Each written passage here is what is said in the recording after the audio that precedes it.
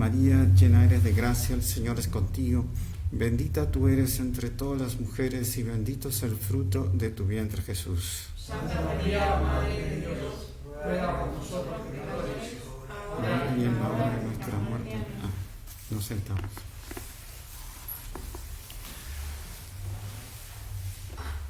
Hay una locución del Papa Benedicto XVI sobre el Espíritu Santo que dice así, más o menos dice así, que el Espíritu Santo no se ajusta a las leyes canónicas y que hace trabajar a los canonistas porque el Espíritu Santo suscita y mueve vocaciones, carismas nuevos que los canonistas después tienen que dar su forma, hacer sus reglas, su institucionalización. Entonces, muchas veces los carismas nuevos como que agrandan los límites de las disposiciones puestas por el derecho canónico. Algo se podría decir a modo de ejemplo, por ejemplo, la comunidad salesiana, Don Bosco. Don Bosco pensaba hacer toda su institución en base a los chicos, en base a los jóvenes, con sacerdotes, pero no pensaba tener una rama femenina, hasta que de pronto en un sueño ve unas chicas que también querían ser devotas de María Auxiliadora y seguir el carisma, gustaban de Don Bosco y tenían admiración por Don Bosco. Y la Virgen les dice, estas también son mis hijas. Y entonces ahí Don Bosco de pronto aparece, él va, creo que es así bien la historia, yo no conozco, va a un pueblito que se llama Mornese, y ahí conoce a Santa María Domenica Mazzarello, que tenía un grupo de chicas, y bueno, a partir de ahí se abre la congregación salesiana para acoger a todas las vocaciones femeninas. O sea, quebraba un poco el esquema que Don Bosco tenía de solo fundar para los varones. Algo así pasó también con los heraldos. Los heraldos en un principio éramos solo varones, éramos laicos, consagrados a la Virgen por el método de San Luis Grignon de Montfort, pero no había rama femenina. Luego, Monseñor John Clan fue el que, él al principio decía que le parecía que el grupo nuestro era solo para varones, pero pronto vio hermanas de los miembros del grupo que tenían vocación religiosa, tenían vocación para vivir en comunidad. Ahí poco a poco les fue haciendo charlas y reuniones y bueno, hicieron un coro y a partir de ahí ellas poco a poco fueron teniendo su institucionalización y ya ahora tienen casas propias y bueno, tiene toda su vida propia, si bien que Monseñor es el superior de todos.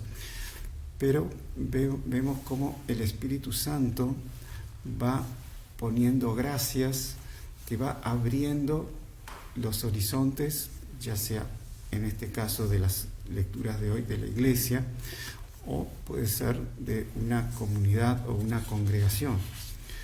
Entonces, fue lo que pasó con los apóstoles. Los apóstoles, ellos, todos judíos, pensaban seguir con las costumbres de la ley de Moisés. Pero de pronto aparece San Pablo, que empieza a hacer apostolado con los paganos, sobre todo allí en Antioquía. Y vieron, tanto San Pablo como San Bernabé, vio como los paganos, y ellos, muchos de origen griego, se iban convirtiendo al cristianismo. Entonces ahí se armó un poco cierta discusión, porque los primeros cristianos que venían del judaísmo querían mantener ritos que, como va a decir San Pedro, que los judíos cumplían, pues eran difíciles de cumplir, era el régimen de la ley. Y ahora vamos a entrar en el régimen de la gracia de Dios. Entonces querían imponer a esos paganos que no tenían ninguna tradición judaica, por ejemplo, la circuncisión y todas esas abluciones que había que hacer, porque si la persona había estado con una persona, si un judío estaba con una persona que de los gentiles, tenía que purificarse, todos unos ritos que eran de la ley mosaica y que luego los fariseos habían agregado toda una serie de reglas, más de 623 reglas que eran imposibles de cumplir. Entonces, por un lado, San Pablo y San Bernabé, que están con un éxito en el apostolado enorme. Y entonces se arma la discusión con los cristianos nacidos, pero judíos, o sea que eran judíos. Entonces la única forma era pedir el consejo, ir a Jerusalén y pedir el consejo de San Pedro, que era el primer papa que tenía que definir ya las primeras actuaciones como gobierno, definir ese problema que podía dar una división y una complicación en la iglesia que nacía. Entonces, ahí San Pablo y San Bernabé exponen toda la cantidad de paganos que se estaban convirtiendo. Luego, Santiago toma la palabra, apoya a Simón Pedro, y Simón Pedro dice: por eso considero que no se debe inquietar a los paganos que se convierten a Dios, sino que solamente se les debe escribir pidiéndoles que se abstengan de lo que está contaminado por los ídolos, porque había todavía ofrecimientos a los ídolos de bueyes, de terneros, etc. Entonces, de no comer la carne ofrecida a los ídolos, de las uniones ilegales y de la carne de animales muertos sin desangrar y de la sangre. Esto luego después San Pablo va a autorizar también comer esa carne de animales muertos sin desangrar. Entonces dice, es interesante lo que dice San Pedro, que dice cómo los judíos también no estaban en una ley, era tan pesada la ley, que los judíos también no estaban cumpliendo con la ley. Entonces, dice, ¿por qué ahora ustedes tientan a Dios, pretendiendo imponer a los discípulos un yugo que ni nuestros padres ni nosotros pudimos soportar?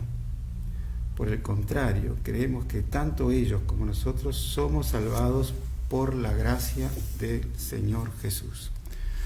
Ahora estamos entrando en el régimen de la gracia de Dios.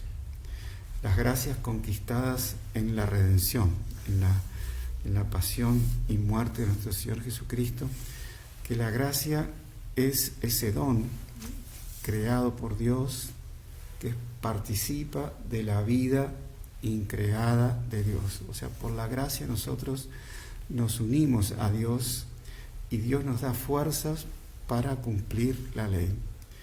Porque, como dice San Pablo, la ley sin la gracia nos condena. No tenemos fuerzas para cumplirla. Y ahora estamos entrando en un nuevo régimen, en el régimen de la gracia de Dios, que nos va a dar fuerzas y va a expandir la iglesia para todos los pueblos. La iglesia se va haciendo universal, se va haciendo católica y deja de ser una iglesia sola para los judíos como era al principio. El que más hace apostolado con los gentiles es San Pablo, que es el gran apóstol de los gentiles y que hizo más apostolado que los otros 12 apóstoles juntos. Entonces era evidente que la gracia, los frutos que estaba dando eran permanentes, eran buenos, la gente se estaba convirtiendo, no era una cosa ficticia, superficial, las personas daban su vida en defensa de la fe. Entonces era, como dice el Salmo, una maravilla del Señor cómo la iglesia se estaba expandiendo. Entonces es bien lo que dice el Salmo: canten al Señor un canto nuevo, canten al Señor toda la tierra, canten al Señor y bendigan su nombre.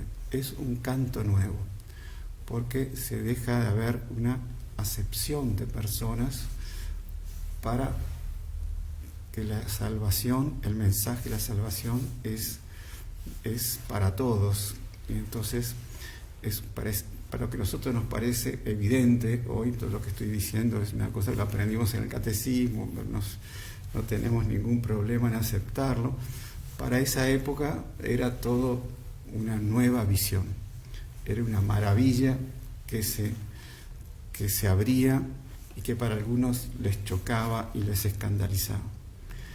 Y entonces vemos cómo el Evangelio nos habla del régimen del amor. Como el Padre me amó, también yo los he amado a ustedes. O sea, no hay que despreciar a nadie, ¿no? Ni por raza, ni por color, ni por religión, sino que al contrario, tenemos que hacer apostolado con todos, convertir a todos y llevar la buena noticia de Jesús para todos. Así fueron los misioneros que entraron en lugares, toda América, que tenían todo tipo de idolatrías, todo el Oriente, hoy en día como están haciendo misiones en los países árabes y sufriendo martirios, etc., para llevar la buena nueva de Jesús. Entonces pidamos mucho esa gracia de hacer apostolado con todos. Cualquiera es nuestro prójimo y nosotros vamos, en el juicio final, vamos a tener que dar cuenta por lo que hicimos y por lo que no hicimos. Y si nosotros convertimos a alguien y hacemos con nuestro apostolado, conseguimos la salvación de alguien, eso nos va a ayudar para nuestra salvación. Hay no me acuerdo si es de los Proverbios, que dice: quien salva a su hermano, salva su propia alma y brillará en el cielo con una luz especial. Entonces, hagamos ese apostolado como empezó San Pablo y como están empezando ahora los apóstoles, a todo el mundo. Ave María Purísima.